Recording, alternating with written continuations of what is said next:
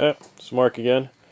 As I told you in a previous video, I was going to show you how to adjust the valves on one of these Chinese little four-wheelers. It's a little 90cc four-wheeler. There's a body for it over there. It's easier for me it's easier to take off the body and the gas tank. Gives you a lot more room to work than trying to get your hands up underneath these. The first thing you do is take the body part off. Break open these caps here. There's one here. There's one on down on the bottom side. It's the intake and the exhaust. Next thing you know, you got a little cap right here on top. I'm gonna loosen that up. I'm gonna take that off. This is how we're gonna set it. Turn the motor over until we can get it aligned up to adjust the valves. Take that one off. Then you're going to take off this side one. This is going to expose the bolt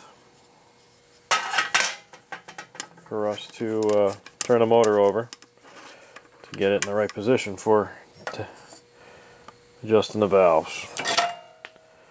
So then we just take a ratchet, turn there. You want to turn the motor counterclockwise. You keep turning it until you see, the way I do it is, turn it until you start seeing the intake valve start to move. Goes down, then it goes back up. So now you're on the compression stroke. So now I don't know if you could see in that hole, but there's lines in there. You just slowly turn it. I don't know if you can see those two lines in there. Let me grab a flashlight here. As you can see, two lines, and you line it up. So now the best way to tell if you're on the compression stroke is what you have to be to set your valves. Give them a little wiggle. They should be a little loose, both of them, so they're both loose. So what you do is then you take your feeler gauge and you put it between the valve and the valve stem. So you slide that in there underneath there, and you want some slight friction between it. If you can't get it in, it's too tight. If it gets in and it's not sliding a little tension on it, it's too loose. So if we had to adjust it, this one's good though. I take one of these tappet wrenches. It goes over this nut, and then there's a center wrench that goes inside that hits this top of this to twist the actual adjuster down. So you do is you crack it open. I don't have the wrench that goes inside. This one's too small. And you just adjust this until your feeler gauge,